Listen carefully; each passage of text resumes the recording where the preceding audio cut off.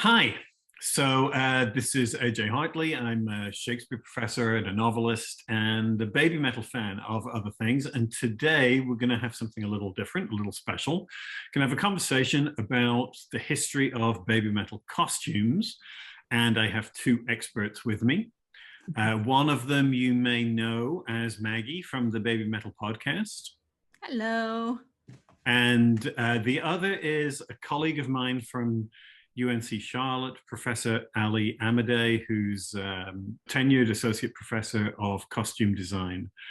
And you obviously work extensively as a costume designer in theater, but you also publish, write about scholarly costume history and things like that. You want to say a little bit more about yourselves and how you came to Babymetal before we launch into our larger conversation? Okay, sure. Well, I'm definitely a casual Babymetal fan. I often put it on when I'm cleaning the house on Alexa. It's like one of my go-to because it's great, like peppy, like get it done music, right?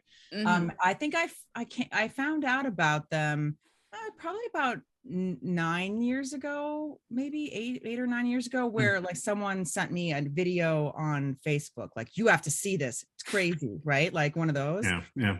And you watch it. And I remember posting afterwards. I don't even know what I just watched, but that was amazing. I think it was the exact post I made, and I was pretty excited about it. Very much a casual listener. I think at this point, I think I've seen most of the videos and I watched a concert the other day, which was fascinating. But yeah, so I'm sure I'm going to be talking about things that I'm going to be making assumptions that might not be true. So I'm hoping Maggie will correct me on those. But in other things about me, I'm also a Japanese super fan stuff. I've been taking Japanese classes. So now I think I know everything. It's just not true at all. I've advanced to being able to say I have a cat to I want to have a cat is about I had 2 more tenses to my knowledge in my. That's farther than some people can get. So yes. I've got volitional verbs in my repertoire now. So nice. Just the other day, you can't stop me. So that's about it. But I'm also super interested in Japanese design, fashion, crafts. I mean, I love movies, love Godzilla. So I'm a fan of the culture, fan of the music too. So. Okay, awesome. Maggie? I'm part of a podcast for Babymetal called the Babymetal Podcast. It is unofficial, by the way. Not officially authorized, but still.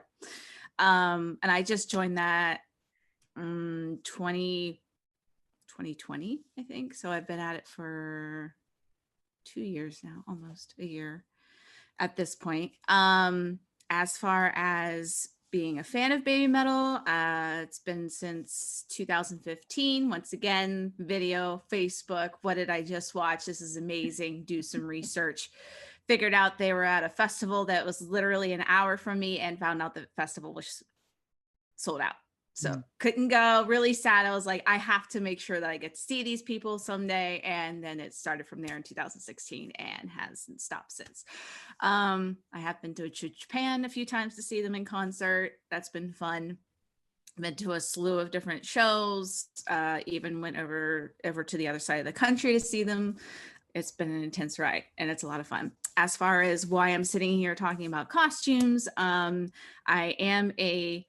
I wouldn't definitely not say a professional cosplayer, but I do cosplay. I have since I was 19 and now I'm in my, we'll just say we're in our 30s somewhere.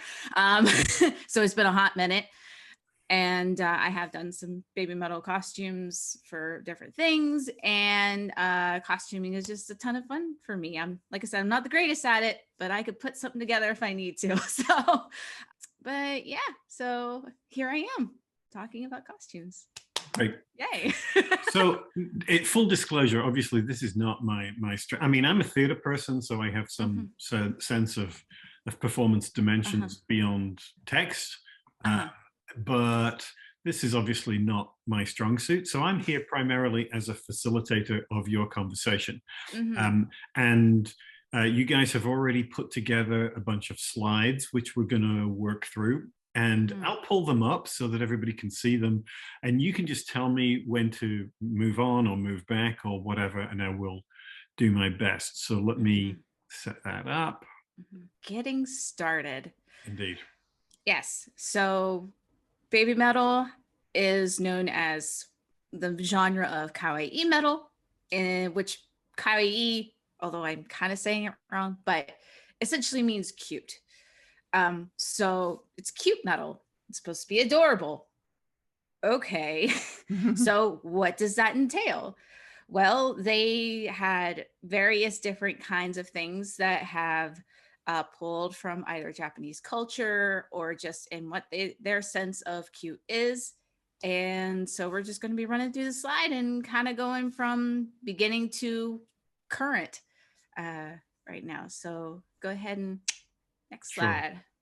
And I would say, kawaii, we always say cute, but I think in the West, we tend to assume that instantly suggests a kind of childlike or childish quality, which isn't necessarily the case. That True. Kawaii in Japan is a bit more inclusive and a bit more expansive than that. But yeah.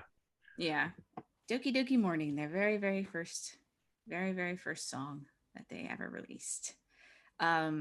As a slight bit of background for Babymetal, Babymetal originated, they were a subgroup of another idol group called Sakura Gakuin, SG for short. A lot of people shorten it up, which had different variations of subclasses.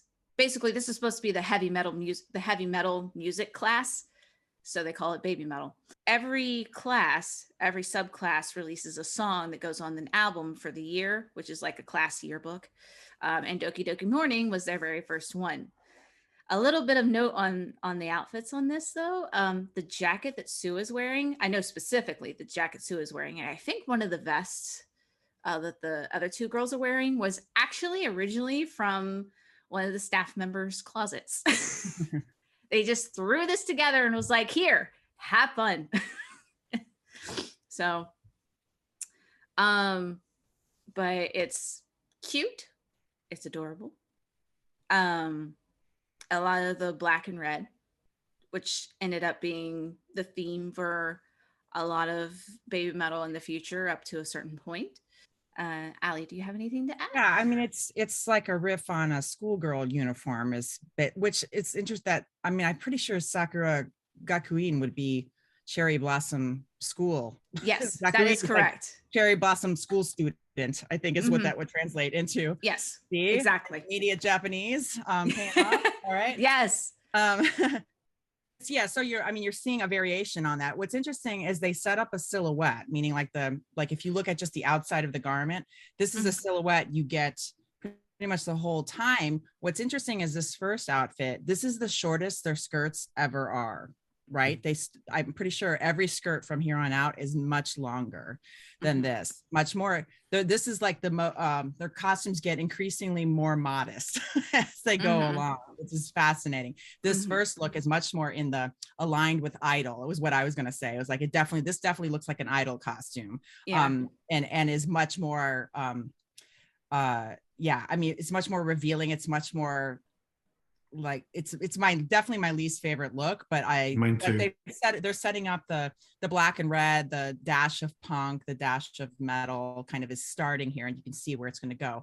This is also like their hair is different than it will be the rest of the time too. The teased 80 hair and this like this like looks like a hotel room photo over here. They have much more makeup on in this video and in these images too than you usually see them in. So it's interesting, but you set up the color scheme. We've set up like this cute look and like definitely giving us, and we're establishing an identity, a visual identity with this costume choice that is going to evolve as we move along. Very much so. Yeah, I agree. I think that I'm so glad when they stop using this look, because every time I try to introduce people to baby metal and I say, okay, so the first single is Doki Doki, and you show it, and I still love this song, but people look at it and they're like, wait, what's going on here? And particularly as a middle-aged guy, This is not helpful. Yeah, edges was creepy. Not careful. Well, they also are like 10 and 12 in this video too, so they're little tiny tots. Yeah, that's why I mean the skirts aren't entirely inappropriate for the age. I mean, they would be wearing very shorter skirts. It's just that the with the combination of the thigh highs and our perceptions of what like this, I mean, at least in America, you can't escape sexy Catholic schoolgirl like tropes, right? Which when you're playing the plaid in this is definitely playing into the schoolgirl uniform thing. So you when you have like entire like erotica subgenres around that outfit, you can't escape that connotation, and it triggers that in your brain. So that's it definitely gives you like an factor, a little bit. And like a lot of things in Japanese popular culture, it does have its origins in Europe, right? The school uniforms were based on European looks of one kind or another originally. So shall we move on? Next slide, which actually talks about the Gothic Lolita schoolgirl look, which Gothic Lolita is actually, like, as you said before, it's taken from, European and kind of got into their own, subgenre of clothing. Very, very, very, very popular in Japan. They even have a whole entire section of Tokyo that's based on it, Harajuku, that has all sorts of Gothic Lolita and just eye-popping school barrettes and bows and bright color neons, and but the Gothic Lolita one is definitely something that's been popularized for quite a while. Personally, I don't think it's as popular. Outfit. I don't think it's as popular now as it was a few years ago, right? I don't think like you maybe see as much 2000s, perhaps. Then again, I've kind of been out of I've never really been involved in the scene by any means, but I know a lot of people that were, and I think you still see, whenever there's like an anime convention, or when I'm in Chicago, there's a Japanese like grocery market mini mall kind of by my house that I go to all the time, and you'll often see little like groups of Americans cloistered in the corner in their lacy black shirts and stuff like that, right? So there's still there's still like I'm sure there's just groups that still dress this, because it's generally not something you put on. A lot of people will wear this all the time, right? This kind of becomes kind of like a life, not lifestyle, but like it becomes like a part of your identity. So you would wear and to buy this. You maybe wear different levels of it, right? Like in a day, like if you have to go to work, you might just have the one part of this and not do the cutie skirt and you might just do the blouse half, business casual Goth Lolita or something like that, right? In the US, you mean? Not in Japan. In the US, but so not having been to Japan, I can't make any guesses about that. But here, I still see it when I'm amongst the youths, So they're combined. Like what's interesting about their look is they're taking like a couple different looks. They've got the Goth Lolita, which is, the Goth Lolita is a variation on the Lolita look, which is much more like lacy antique baby doll kind of thing. And then this is the dark version of it, the goth version, right? So they just take baby doll cute and make it black, right? And then they're mixing the punk, which is what the middle picture is. It's a bunch more of the plaid. When I think of like, the punk aesthetic was established like by designers like Vivienne Westwood and musicians like the Misfit, Ramones. Ramones. And then so like taking that, like I always think of like the design cliches, the things that go with punk would be like studs, leather, black, mesh, safety pins, plaid, a mix of rips, things that are oversized, zippers. Zippers are a big one. And then sometimes you have like ornamentation. You might do piercings and tattoos and body modification. They don't do that, right? But we do have those elements in their costumes. You do see a little bit of that when we talk about Kami Band. They have a little bit of that, right? But so you'll see that. So they've got the Goth Lolita, which is like the Victorian. It's a Victorian modified silhouette, right? But you can see the silhouette there. and the I call it like a cupcake, where there's like little on the top and then it's got the little cupcake skirt happening, right? With the petticoats, we got the punk, and then we have just a traditional schoolgirl. Like this is a fashion, like these are all photos from Harajuku. So this is like fashion schoolgirl, which is like a grown woman rocking the little girl schoolgirl look, right? Which from the penny loafers, the knee socks, all that stuff. So we definitely see a little bit more of this first, the schoolgirl on the I guess it's the right. I can't tell what version you'll be looking at. The stage stage left version. With the punk, and then later we get more of the Gothic Lolita with the punk, and we lose the schoolgirl pretty much, right? Yeah, definitely. I also see the hair is where we're getting the hair influences are going to be clear here, because both of the girls in the Gothic Lolita look are rocking pigtails that the girls wear, right? Okay, so just a little reference on my own thing here because I need to make sure the exact year. So the next single for them was Ijume Dame Zetai, No Bullying Forever, loosely translated, with that. And then the next one, which was also when they first started, was their first like actual performance on their own aside from Sakuga Gakuen, was Headbanger. Me personally, I had a question on the podcast some time back about what my favorite outfit is of Babymetal over the last 10 years. I did say Headbanger, and a lot of people were surprised by that. I like the aesthetic of it. It's simple. Having said that though, and also having a slight background in theater, I guarantee that jacket is warmer than Hades standing under a whole ton of lights. Yeah. And it's gotta be warm. With the IDZ one, they have essentially it's armor was the look that they were going for. They still have they have now tutus instead. And the sparkly tights, which also later on, they do a lot of callbacks to some of their older outfits as well, which is really cool. And I'll point those out when we get to them.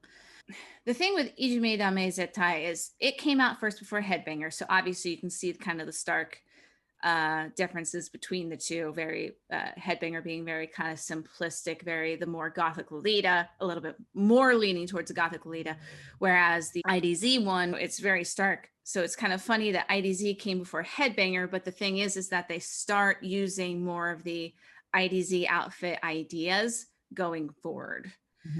In the Headbanger, like, so this is the video. These are the costumes from the video. Yes. Did they wear these on tour ever? Their very first concert that they had outside of Sakuga Gakuen was with the Headbanger outfit.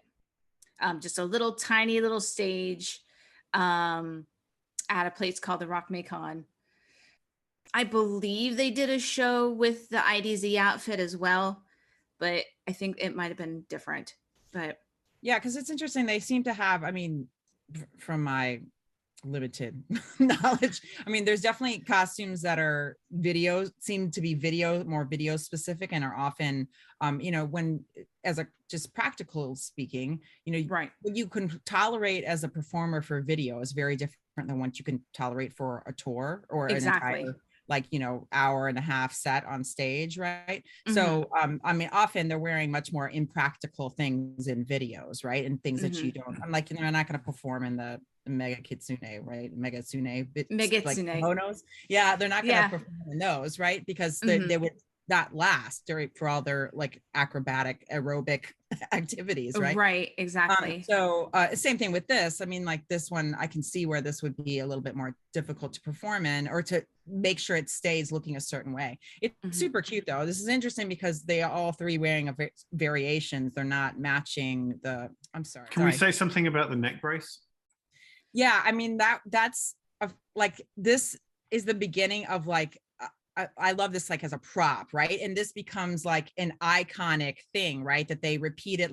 I remember, I think I saw it as a big image behind a screen in one of their concerts too, right? Yes. And this is start of their I see this interesting way that they're starting to use costume and objects to tell story, right? To build this, Yes. they're building a mythology around their band, their group, their image, right? So hence the things start to get a little bit more, like you said, costumey, right? They're becoming more of a character, right? Exactly. So it's not just Sue, it's Sue Metal, right? Is that what they That's right? exactly correct. And then she had and then the band gets mythology, and then they keep bringing that. It becomes more like prog metal stuff, right? Like they keep thinking like it gets like Guar like in there. Right? Maybe They have, not like, that disgusting. Yeah. I know who Guar is. And then it also adds an element of performance and ritual to their stage show. Like even in the video, you get she's got her like traditional schoolgirl, her like sailor outfit, right? And then she loses the sailor out. She puts the brace on and then transforms into like gets taken over by the music, right? And like we're supposed to, and like the whole video is doing like kind of a, she's being indoctrinated, is that the right word? Maybe I mean, that's kind of what the song's about. It's supposed to, well, the song in and of itself is about a 15-year-old, the 14-year-old girl going to, I think it's 15-year-old girl going to a heavy metal concert for the first time. That's essentially what the song's about. So she's just like, oh, this is great. This is wonderful. I got to protect my neck. Right. And it's like it becomes like the ritual, and then she's transformed by the end of it. In the same way that they're hoping that you as a fan will watch this video and be like, what did I just watch? And then all of a sudden you're a fan and you're transformed, right? Yes. So isn't there a specific analog to a previous Japanese band, a performer who wore the neck brace? Yes. Ex-Japan, and I cannot think of his name right off the top of my head. Yoshiki? I think Yoshiki. That's it. Yoshiki. There we go. Yoshiki's the pianist. Is he the one who wore it? Yes. He also is a drummer, I believe, and he had an accident, so he had to wear a neck brace for a while. Okay. They do a lot of callbacks, even in their live shows, to ex-Japan. Their producer is a big fan of theirs, and the neck brace was kind of one of the throwbacks to him. Looking at that, so we have like the three girls in still in the black and red. The white element really pops, which is nice. This is a very visually dynamic look where you have them in more variety than they often are, right? There's more contrast in the skirts too, because Sue has the red one. And but then when we get to the EDZ, like you get that, like what I think more of like what I see later on, where there's a lot, the armor stuff, right? So we have the replicated fish scales, like the squamata armor is what that is for the costume nerds out there. And then we even have a little bit of like the skirting there that's like direct from like a Roman traditional armor. So it's kind of fun to see this stuff. We also see the foxtail too, like an idea of that bit in the back. There's like a train in the back of Tool that's sort of like reminiscent of a tail, and you see that occasionally. Sometimes I've seen him all three wearing the foxtail. Yes, or what I'm calling a foxtail. I don't know if that's what it's called. No, you're correct. No, you're correct. So it's cute, and this is fun. And what's also fun about both of these looks is especially the way that these skirts are constructed with the tulle and the layers. They look really dynamic when they're jumping and hopping around, right? They're fluffy and fun and cute, and like but they're also really light and easy to move in, right? Exactly. So. Yes, that's why I say functional boots too, like boots that you can jump around in. Dance boots, yes. Ankle. Yeah, so it's all good. Yeah, and they still even with that, they started in with their still heavy metal kind of look with, as with the Yui picture, because you can't really see Moa, at least on our end. They have the spikes on the edge of the sleeves, and then on the bow in and of itself, it's got the studs. And I think the studs are also on Sue's, the little Roman things. I don't know the initial official names of those, but like their boots are studded as well too. It looks like Sue has different boots on than usually like, that's been the case. Is Sue usually has different boots because she's not dancing as much, right? Whereas the other two girls, that's pretty much their almost exclusive thing that they're doing is they're dancing. They do sing But the studded leather is very Judas Priest. Do you not think? For sure. Yeah, very much. I know they had influences from him too, and later on in life they did finally get to meet him, which is pretty cool. Yeah, and so you can see it for sure in these. Like, so I found some. Here's the Lorica Squamata. So that's like the dragon scale armor is what sometimes people call it, right? And then the Centurion has that skirt, which I can't remember the name off the top of my head, but you can really see it. I found these images of these costume displays where you can see, I think you can see the tail and the one, and then it's fun the way that they mix so there's all these armor references, which is not like the like the studs and stuff or something you see a lot in like other metal, bands looks, but you don't see armor a lot. Like I can't, like, at least in the metal stuff that I've watched, right? Like there's so this is unique. It's interesting. I mean, you see this in comics and in characters and in anime and stuff like that, right? But you don't really see this being rocked by other metal groups, right? So it's pretty fascinating, and it's really clever.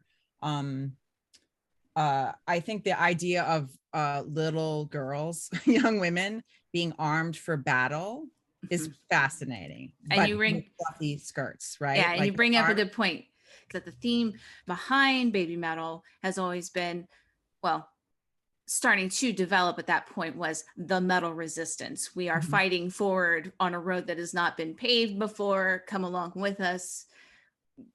We don't know what the road's going to be, but we're fighting our way through it to, make a path for ourselves. It's kind of the theme that they started up.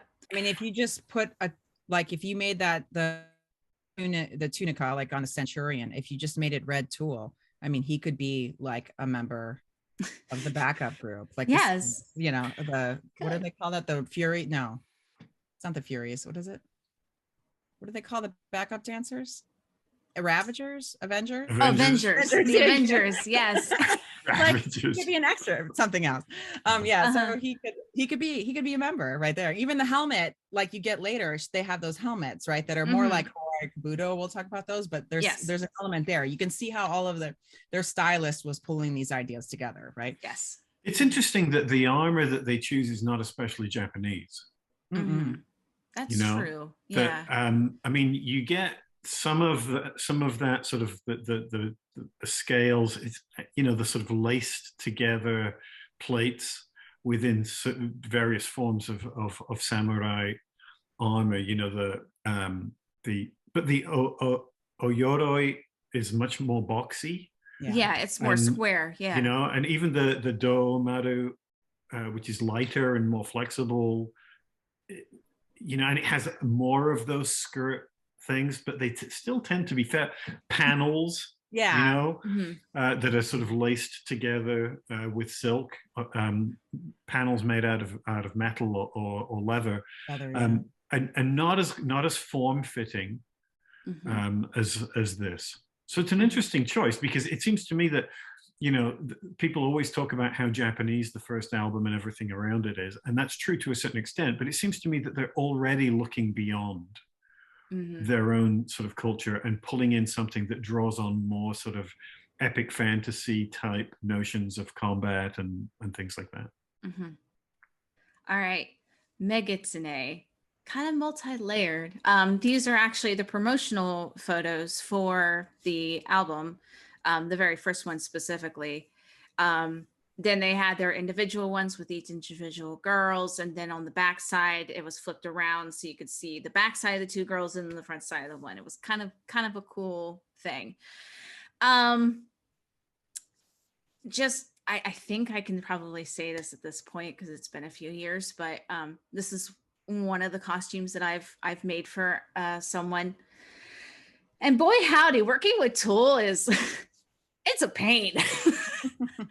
And they use tulle a lot, but now they've, at this point, which is just the next year, they finally have developed into themselves and have kind of stuck with what is considered as the standard Babymetal look, with the Sue having the single ponytail, the two girls having the pigtails curled in a certain way, And then also, you know, having Sue in a specific outfit that's kind of close to what the other two girls have, and then the two girls having their own same outfit, but also having a little bit of individuality, because one girl always had the glove on one end, the other girl had the glove on the other hand, or whatever accessory, they always flip-flopped it.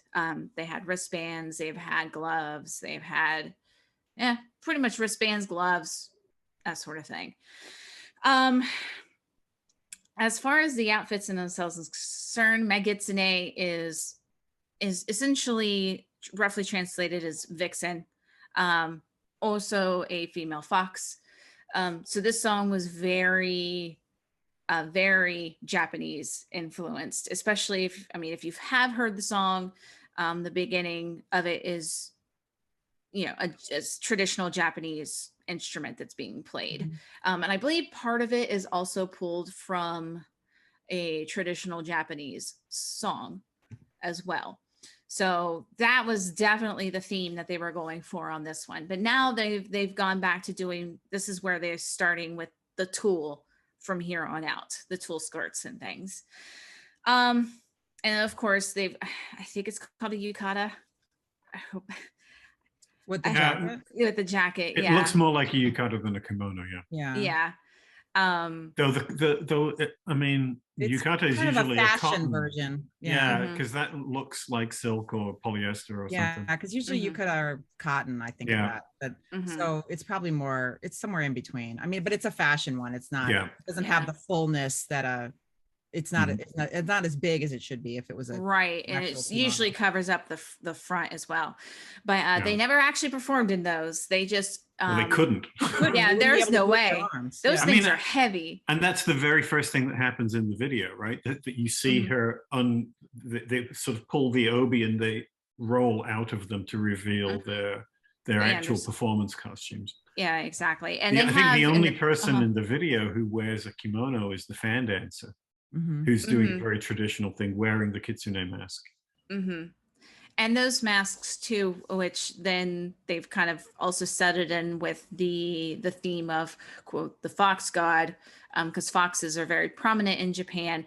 They start using the masks, which I was meant to grab it off my wall, but it's a very traditional, very kind of not a traditional looking fox, but it has like the pointed nose and the ears and things. Now these ones are specifically made for Babymetal, but it kind of looks, it has the same degree of look to it. It just doesn't have all the painting on the top of it. But you can find it in pretty much any like Japanese gift shop in Japan. And there's also a black version too that sometimes has a sakura flower on it that's painted. They're really cool looking, but those masks are a take on the Japanese fox masks. Yeah, and it's something, it's totally like, this is another one of those things that becomes a repeated element, like you'll see it like the head, neck brace, like this becomes another theme, another prop in their mythology, right?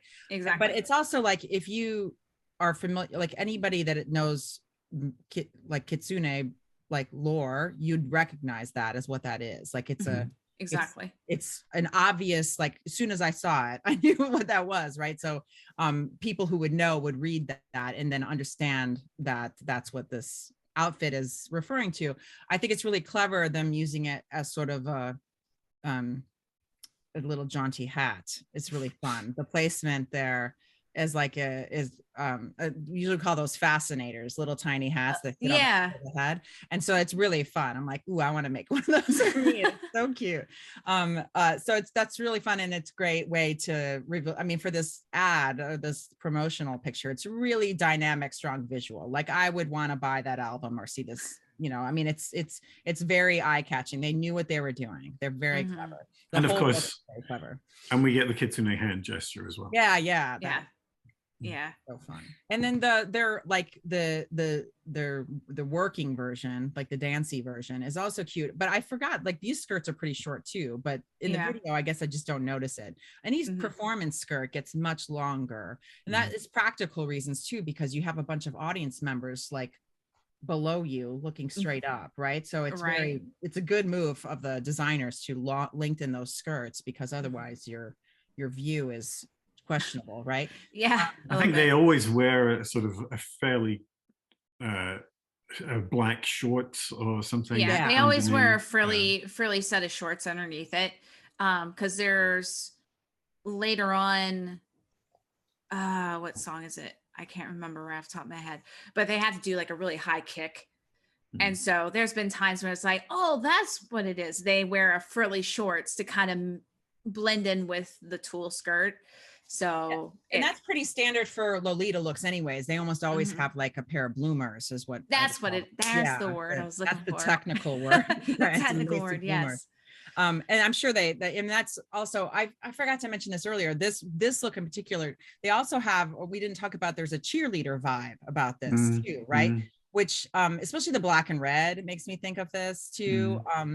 Because I remember when I was designing She Kills Monsters, which has like some demonic cheerleaders in it. When I searched for demon cheerleaders, Babymetal came up in my search engine, which was funny. I was like, oh yeah. And I definitely used black and red as the for those characters designs, right? And they have a similar silhouette because cheerleaders are often, they have the short skirt and it's usually a little flared, and and so that makes sense too if you think of them as like, especially the girls, the younger girls are, they're definitely like heavy metal cheerleaders in a way too. Essentially, yeah. And their dance movements too, right? So and then the hand gestures all feel very kind of metal cheer squad in a way that's kind of fun. I do like this throwback to the Lolita top here though. Like it's very much like a lacy little Victorian blouse. It is super cute. Yeah, and they even have the bow on Sue's outfit. It does, you can't really see it in this picture specifically, but she does have a full frilled collar. Oh, the ruff. The ruffle. Yeah. And then there are bows on each side of her sleeve. And you can tell with Yui and Moa that they have the lace on the edge of the sleeves as well. So that is a very Victorian look. Although they have more of the traditional like youth collar, Victorian collar on their shirts.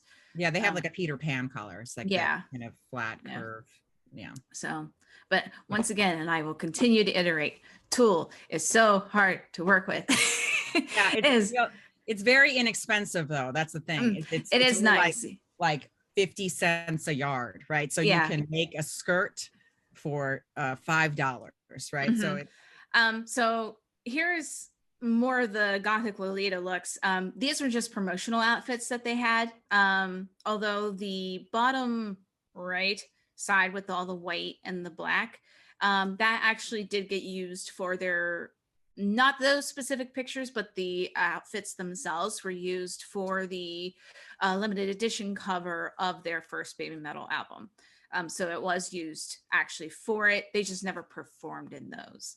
But the other two ones were just promotional outfits. They never actually wore them for anything specific. They were just more for magazines. And Marty Friedman, who's the other guy holding the towel, the Doki Doki morning towel, he's very popular in Japan. I can't remember who he was a member of. Like he was Megadeth. Was it Megadeth? Okay. He was part of them for a while, but he's lived in Japan and stuff. And so he talks about them a lot, and which is really nice. But once again, going with the Gothic Lolita look, I do, as far as the promotions are concerned, I love the one where they have the jeweled crowns and the really long hair. I love all of those.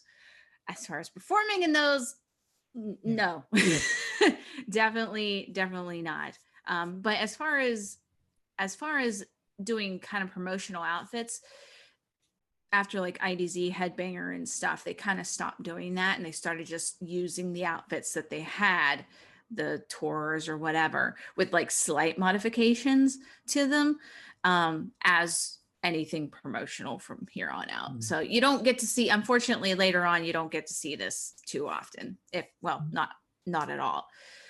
This was more, they're still kind of like, are they idol? Are they a metal band? They were still looking into their identity just a little bit. Agreed. I appreciate though when they do promotional images, because sometimes with a magazine shoot like the one in the in the queens, the crowns, Mhm. right? That's not necessarily, that's the magazine art director or whatnot might be styling them, but they seem to be pretty consistent with their image, you know, and they keep it on brand. They don't put them, the tendency is you get a band coming in for a photo shoot, you try to sell your magazine by making them sexy, right? Like, Yeah.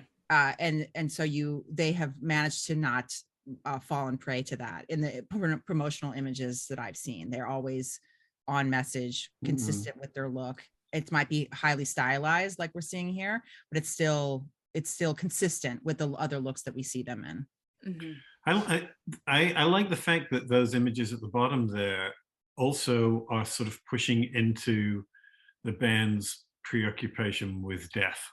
You know, that's a Victorian mourning for look, sure. Yeah. You know, these young women are really good at taking pictures. I mean, I don't know if there's like 1,000 other photos of them looking horrible, but they are great, emotive. They have emotive faces and they can really express themselves visually. Like in their video, I think they act well in their videos, and their stage presence is amazing. So they're quite, and that takes real skill, right? Yeah. To get your personality and to come across lively in videos and on stage and photos. I mean, these are all different skill sets that are really difficult to master. There's but certainly it's important. plenty of performing artists that can sing like amazing, but cannot communicate in a video or cannot, you know. That's true.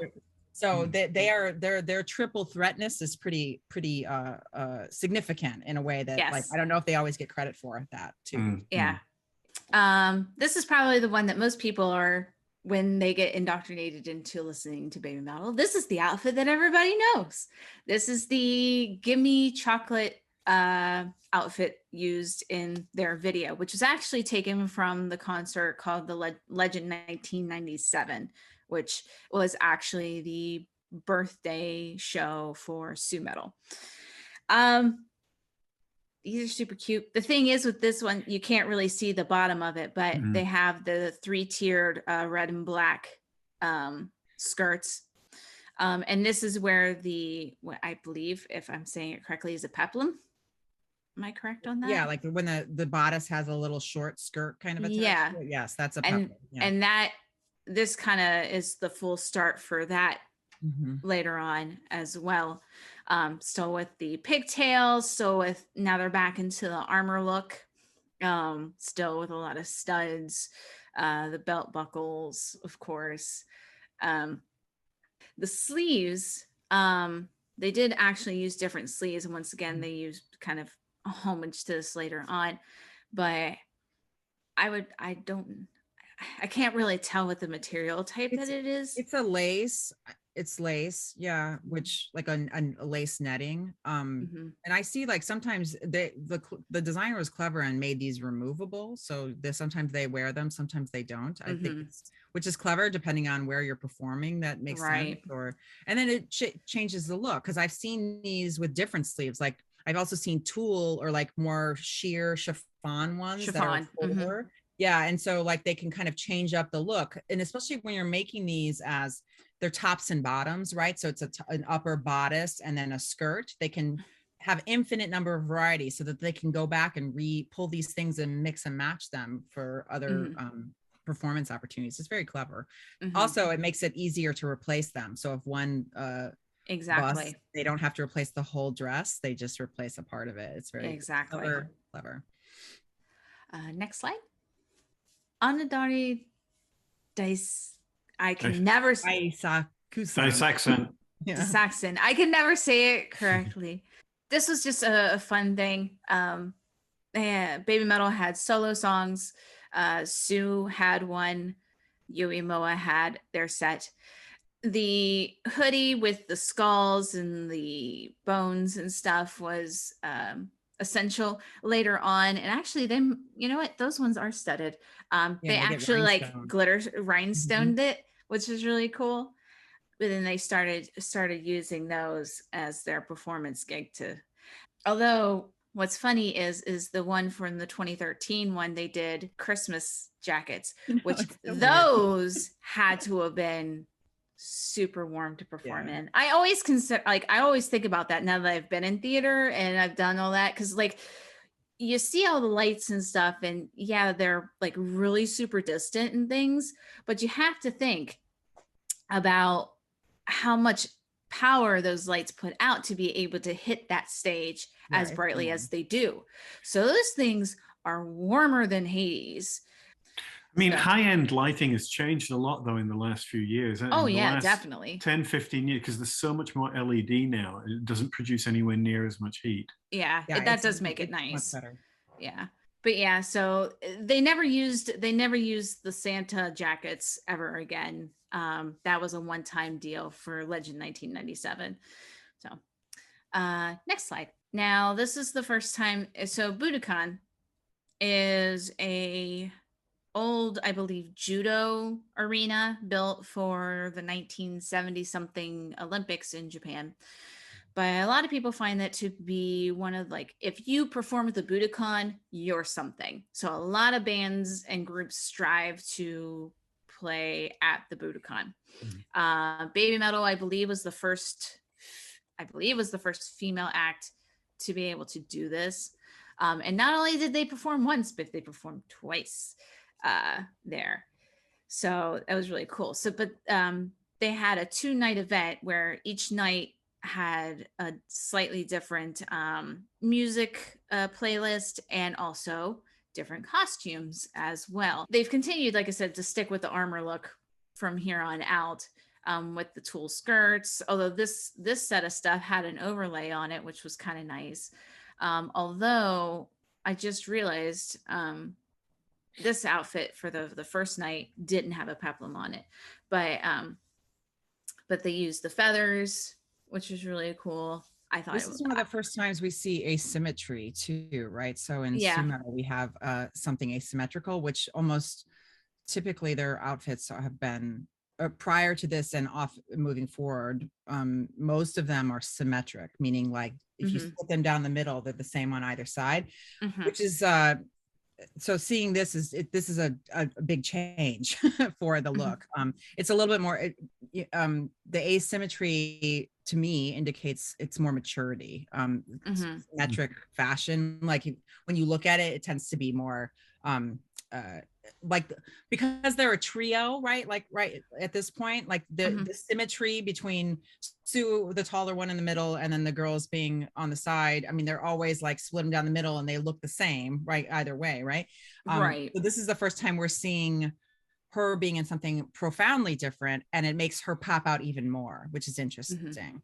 I wonder, and maybe Aly, you can address this, but am I right in thinking that this would have been the first major show that they'd done on an arena stage as opposed to a proscenium? Because Buddhicon is designed to be seen from all angles, right? So it's around. Right, and I think that was also like, I think, you know, it's they're I imagine this was a big shift because even just dance moves wise, they were always presenting for proscenium. So they only had to worry about an audience looking at them from the front. Now they have like a more elaborate, they have to change up their staging, or else half the more than 3/4 of the audience is not getting a good show, right? And there is a revolve built into the set for this show, so that there is a constant sort of movement, not constant, but they use it. They do use it in the middle. Thing does pop up, and they do have the outer border walkway as well, so they can kind of get up and personal and cheer along if they need to. It was used for a couple of the songs as well, like actually to perform. Now the armor look on Sue on the right there, with that, where instead of having those strap hanging skirts, the Centurion skirt, that to me does look more like a samurai kind of that sort of it's not panels exactly, but it has more of that sort of single unit kind of look to it. Yeah, and the split skirt is actually much more similar to the lower half of I think at some point I have a picture of samurai armor in here so we can kind of see the comparison. Yeah, you'll see, and it's a different type of arm, like faux armor look in here, where they have like their it looks like it's a single plate. Actually, if you want to go to the next screen, that thing will show up on it. Sure. I was going to say also that Oyoroi armor is designed specifically to be ridden on a horse. Yeah. So that's split in the center, which sort of opens it up to the side, right? So that the armor sits around. Yeah. Yeah, and then we didn't talk, we're trying to talk about materials, but here you can see that it's like, what they're using is, it's like a it's a PVC, it's like a wet leather fake, it's a vinyl that is shiny and glossy. So as opposed to a leather in its natural form is matte, whereas this glossy faux leather is much more, has much more, has the gloss. So in terms of a costume for an arena or a large space, this is going to read much more dramatically. It's easier to clean because you can just like wipe it down. You don't wash it, you can just wipe it down, right? Leather has to get especially cleaned, you know. But again, there's a samurai element there, is because the Japanese armor, whether it was leather or metal, was lacquered to protect it from the weather, so it would have that sort of high gloss kind of sheen to it. Yeah, and you can see like this is the kind of armor is Lorica segmentata, and this is like where it's armor in pieces fashioned together, which is pretty similar. This is a similar construction method to what the Japanese would do, but often the Japanese armor was like a metal plate, then had lacing and ties over the top of it, right? So, as opposed to this is where it's like a leather strap that goes behind the metal that is then like riveted to the piece. So it's similar. And then there was like in terms of the armor making, there was a little bit of cross pollination, right? Because the Japanese armorers would sometimes get goods when the Dutch traders would come, right? So they would get it and they would use, because I have images of, during the of samurai wearing like European armor pieces along with the traditional samurai armor from sort of 16th century onwards, right? Yeah, and so occasionally they'd get it in the trading, because otherwise Japan was on lockdown, basically, right? Exactly. So outside influences. So you'd still get some of that, and some people would trading of skills, but for the most part, there wasn't a huge amount of influence. So it's interesting here that we're seeing, like, we see all the buckling and the stuff that I see in the other armor, but the shininess, I hadn't even thought about the lacquer, but that makes perfect sense. And you'll definitely see that I think I have one of the helmets that I have a picture of has that shine to it. It's a lacquered leather. Next slide. It's a frame. I mean, it's a frame. Wow. This is an amazing image. I love these. This is so pretty. They did use these as, unfortunately, I'm not sure of like the lore in behind the masks and the helm and the outfits and stuff. They're both, two of those are fox masks with just decor on them. You can see little ears on them. Actually, I just realized one has a left and one has a right. Yeah. Oh, okay. So I think it's at least that's what I was reading when I was reading it, whether that's right. And then the crown image in the center, it's interesting. I mean, and then we're seeing a material we haven't seen before, which is it's a silver brocade. We've never seen them wear. At least I don't think I've noticed them wearing brocade before. No. I mean, recently we started to get a little bit more variation on materials. We saw some more lace. We're seeing the shiny leather as opposed to something. We're seeing more silver. And here, these coats are really fun. They're very costumey, dramatic, right? Big, like face framing collar, lots of silver, lots of rhinestones here. This is another thing that's a great spectacle costume moment for a stage performance, right? But it's like got to be only for one song, because this would be impractical. Well, it wasn't even for a song. Is it just like a moment? It was basically their whole entire shtick was that they were getting ready to go on a world tour, so they were presenting themselves as, we're going to go out into the world and things. And they basically like walk into a coffin with these outfits on. And then there's a digital screen that shows them like flying up and out, which is kind of cool, because later on after their world tour, they have another show where they have huge screens and they individually have each of the coffins come down on the screen to say, hey, we've returned back to Japan from our tour. We're great. Now, they didn't come out in these outfits. That would have been cool. But but they did go into the quote coffins. Well, they were actual coffins there, but they go into them with these outfits on. And they did actually use the outfits later on, a couple years on, for I believe it was for Vogue. Not without, I mean, they didn't have the masks, they didn't have the headpiece. It was just the jackets and stuff. Is the skirt full length on this? Yes, the jackets are full length. It's funny because then this is like a pretty traditional Victorian robe is basically what the pattern for this is. So it's another like it's got the big full, sleeves, and so it's fun. This it's a great visual stunning piece, and another moment of ritual. Costume as ritual. It was just interesting because that keeps happening in the shows. I mean, with the crucifixions and things like that, right? Yeah. It's a theatrical ritual, building mythology, and this is a definite moment where, I mean, this is more directly aligning them with supernatural, with royalty, with like gods that they have a mission from on high, right? Like that they've been anointed by the metal gods, right? Exactly. Right. So like they are setting themselves as like kind of like metal princesses, metal queens right here. It's just fun. Do you think that the central crown has a bridal look at all? Yeah, it kind of reminds me of like not the color, of course, but like it has a bit of a tiny bit of flair, like of a traditional Japanese bridal piece. It also has it actually makes me think more of Chinese bridal head dresses and Thai. It looks a lot like Thai bridal dresses or ritual headdresses, right? Yeah, I was thinking about that. The hangsy downsies. You get that in that in the Japanese one too, which I can't remember the name of too. But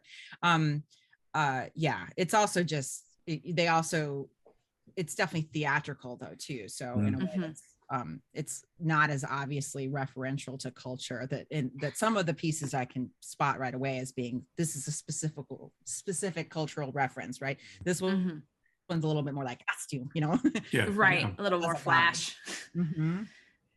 Comfort. This was the outfit that they used for their 2015 world tour. They did use something similar to this on their 2014 world tour, which I just realized we didn't add a picture of, but it was somewhat similar, where they had it looked like the front piece being slightly armor esque, but using more of the what we'll call the pleather, I think is the technical term, the pleather for the peplum, the puffy sleeves, still with the pigtails and the ponytail. They're more what most people would consider as their more standard look. And what's kind of cool, and something I hadn't pointed out yet, is that they do reuse a lot of their elements from their prior costumes to what they had.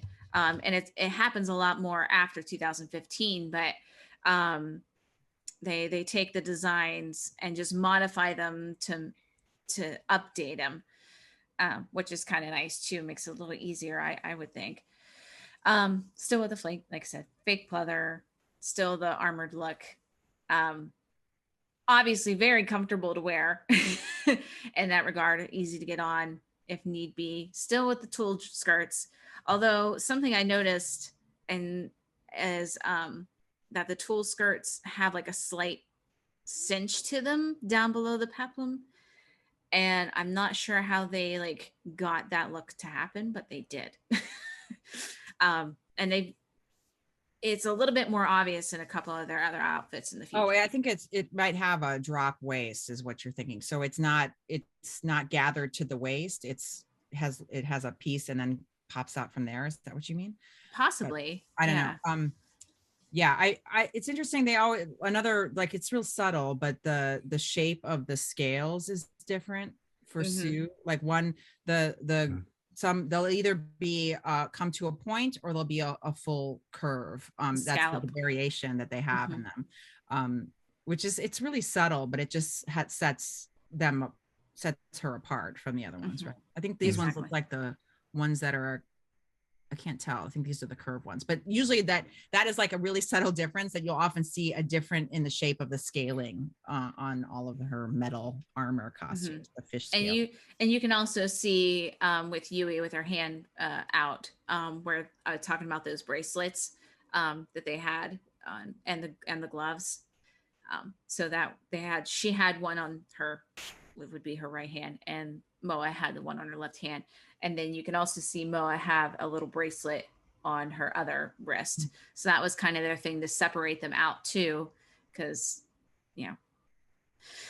anyway, but they still had the knee highs there too. You can't really see them behind the stand there, but they still had their knee high look as well.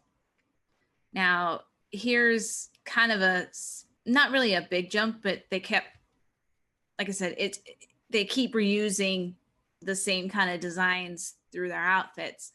The final chapter of Trilogy, which they had 3 huge shows in 2015.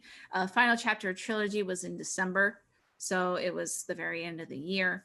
They also debuted a new song during that. This was, you had mentioned Aly earlier, that they all had foxtails. This was the only time that all 3 girls had a foxtail on the back of their skirts. But and you can't really, unfortunately, you can't see the designs on the front of Yui and Moa's outfits, but they are so like intricate. Like they have straight line designs and stuff on it. Yeah, it's like so cool. The ones that go like this, yeah. And you can see Um, the sleeves on the other one. You get the very, like they're just adding those little sleeves to change up the look, because those are looks like the same bodices from another. They look so similar, but I mean, it's like another consistency and design messaging is what I see here, right? Exactly.